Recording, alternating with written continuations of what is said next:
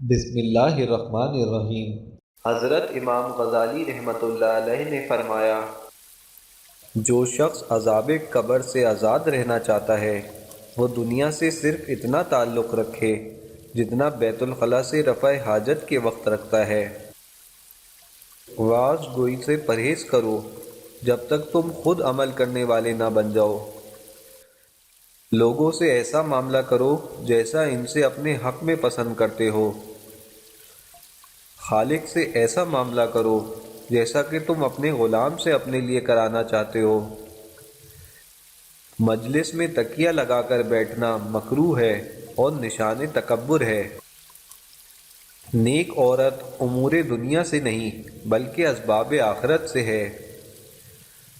جو حلال کمائی نہ کر سکے اس کا نکاح نہ کرنا بہتر ہے، کیونکہ حرام کمائی ایسا گناہ ہے کہ کوئی نیکی اس کی تلافی نہیں کر سکتی۔ محتاج کو مہلت دینے میں کوئی احسان نہیں بلکہ عدل و انصاف ہے۔ برکت کے معنی یہ ہیں کہ تھوڑے مال میں خوش نصیبی زیادہ ہو، اس سے بہتوں کو فائدہ پہنچے اور اعمال صالح کی زیادہ توفیق ہو۔ جو ایمان رکھتا ہے کہ آخرت دنیا سے بہتر ہے وہ بہت پرہیزگاری کر سکتا ہے۔ اگر تو اس قدر نماز پڑھے کہ پشت جھک جائے، اس قدر روزے رکھے کہ بدن سوکھ کے کانٹا ہو جائے، ہرگز فائدہ نہ پائے گا تا وقت یہ کہ مال حرام سے پرہیز نہ کرے۔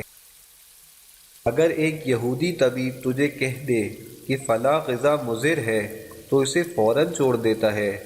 اگر ایک بچہ تجھے خبر دے کہ تیرے کپڑوں میں بچھو ہے تو بے دلیل کپڑے اتار دیتا ہے، لیکن اگر پیغمبر صلی اللہ علیہ وسلم کہیں کہ تیرے فلاں عمل میں آگ ہے، جہنم ہے، تو 1000 دلیل مانگتا ہے۔